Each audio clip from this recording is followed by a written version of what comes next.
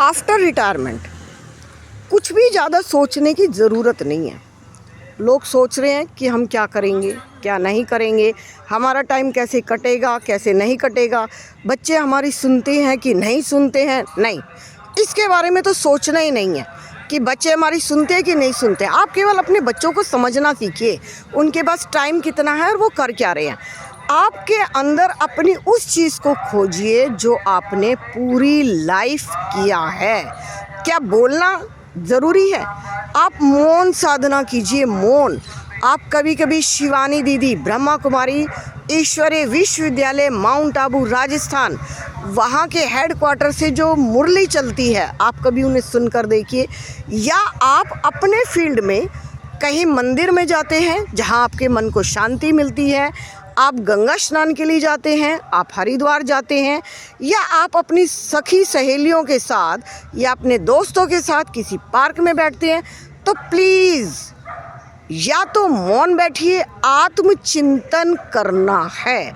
आत्मचिंतन का मतलब होता है कि मैंने जो जीवन जिया वो बहुत खूबसूरत था, या समझो कि थोड़ा सा उतार चढ़ाव भरा था, थोड़े कष्ट थे, लेकिन अब उन चीज़ों को छोड़कर सूत जी बोले दूसरा अध्याय समाप्त, तीसरा अध्याय शुरू।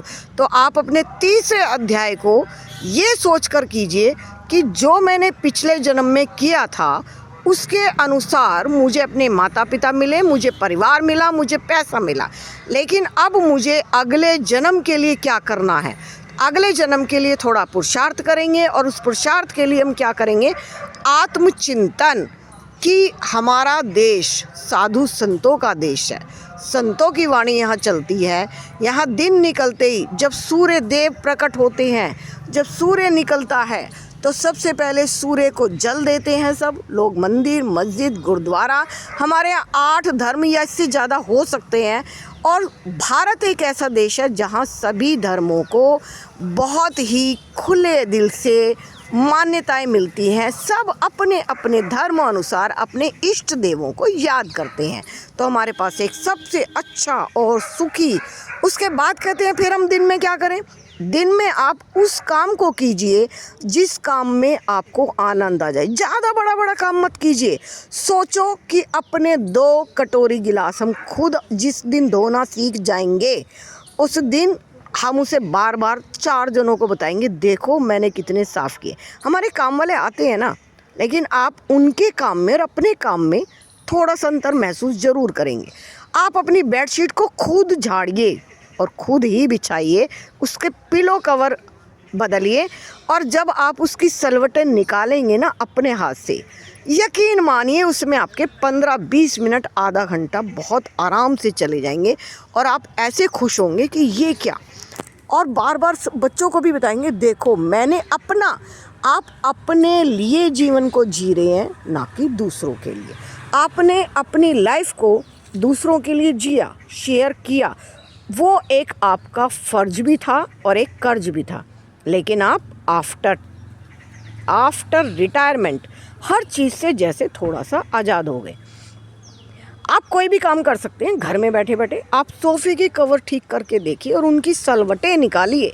जब आप उन पर हाथ फेरेंगे ना, सलवटें निकालेंगे, यकीन मानिए आपको अंदर से ना ऐसे लगता है कि मैं किसको बताऊं, आज मैं किसको बताऊं। जैसे मुझे मोबाइल का शौक़ रहा, सभी के हाथ में मोबाइल है, बच्चे छोटे हैं, बड़े हैं, बूढ़े हैं। मैंने ट्रेन में देखा एक 80 साल की माताजी, मैं माताजी इसलिए कह रही हूँ क्योंकि वो मेरे से लगभग 20 साल बड़ी थी, 20-22 साल बड़ी थी। 80 साल की माताजी, और वो क्या कर रही हैं? वो ट्रेन में, मैंने उनसे पूछा आप क्या कर रही हो, आप ये सब चला लेते हो? तो उन्होंने बड़ी सी मुस्कुराहट से, बहुत उनकी मुस्कुराहट झुर्रियों के नीचे दबी थी, और उन्होंने कहा हाँ यूट्यूब चलाती हैं, फेसबुक चलाती हैं। और मुझे ये चीज़ देखकर बिल्कुल भी हैरानी नहीं हुई, बल्कि मैं बताऊं तो मेरा जो नेचर है ना वो बहुत खुश रहने का और ज़ोर ज़ोर से हंसने का है। ज़ोर ज़ोर से हंसती हूँ, यानी कि पेट के अंदर की जो आते हैं ना वो खुल जाएं, वो दिक्कत ना दी। तो मैं बहुत ज़ोर ज़ोर से हंसती हूँ, खुश रहती हूँ। और आफ्टर रिटायरमेंट तो जैसे मेरे अंदर किसी ने चाबी भर दी है कि बेटा चैन से सो, चैन से उठ, क्योंकि अब वो रूटीन ख़त्म हो चुका है जो सुबह 4 बजे का था। 4 बजे उठो, ईश्वर को धन्यवाद दो। सबसे बड़ी कला, हर बात का धन्यवाद ईश्वर को देते रहो कि तूने बहुत सुकून के साथ मुझे रिटायर किया। मैंने अपनी लाइफ में कुछ लोग ऐसे देखे जो रिटायरमेंट ले नहीं पाए, जीवन को बीच में ही समाप्त हो गया, जीवन उनका बीच में ही रुक गया, चले गए। और उसके बाद हमें बहुत दुख हुआ और इसके बाद हम यही कहते रहे कि यही अच्छा है कि हम रिटायर तो हो रहे हैं और रिटायर होने के बाद लोग कहते हैं बागवानी करो। नहीं, जब आपका मन करे ना तब बागवानी करो। हो सकता है आपका फील्ड कोई और हो, बागवानी का ना हो, लेकिन अगर बागवानी का है तो उससे भरा सुकून भरा दिन। और एक और बात, हम सोचते हैं हमारा हर काम ना काम मालिक कर देते हैं। हमारे घर में ये एक शान की बात नहीं है, हमारे घर में 4 नौकर हैं, हमारे घर में 5 नौकर हैं। ये सोच के हमने अपने शरीर के साथ जो जाति की है, कुछ लोगों ने मुझे सलाह दी, कहते हैं मैडम किटी पार्टी कीजिए आपका दिन कटेगा। और मैंने उनसे हंस के एक ही चीज़ कही, किटी पार्टी वो लोग करते हैं जो घर के अंदर रहते हैं।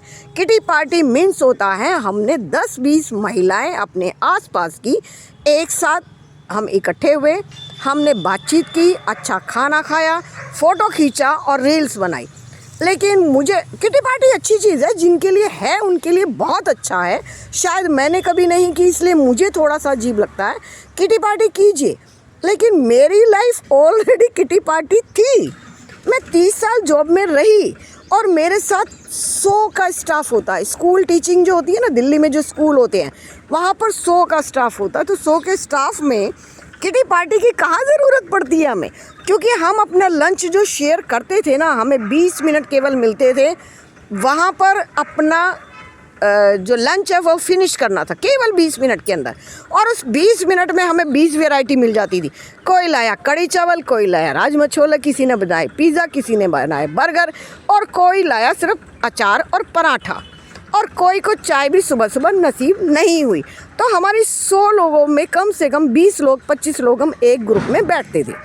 और उसके बाद 20 मिनट का वो जो लंच होता था ना, ठाके मार मार के जो एक दूसरे की खिंचाई हम करते थे, वो हमारी किटी पार्टी होती थी। हमें कोई बंदिश नहीं होती थी, एक दूसरे को जानना नहीं होता था, सबके विचार एक दूसरे से मिलते थे। नहीं मिलते तो हम मिलाने की कोशिश करते हैं और मस्ती मारते हैं। मस्ती मीन्स अगर हमने किसी एक की खिंचाई करनी शुरू कर दी तो इसका मतलब हंसते हंसते लोट पोट। और उसमें मेन रोल पता किसका होता था, जिसकी हम सबसे ज़्यादा खिंचाई करते हैं? जो हमारे स्कूल के हेड होते हैं ना, उनकी हम सबसे ज़्यादा खिंचाई करते हैं। और उनके सामने जाते ही हम पलटी मार जाते हैं। नो मैम, यस मैम, हाँ जी मैम, ओके मैम, इनसे ज़्यादा वर्ड हमारे मुंह से नहीं निकलते। और रिटायरमेंट के बाद खुल के बोलने का मौका मिल गया हम सबको। और मिलते हैं हम अगली वीडियो में।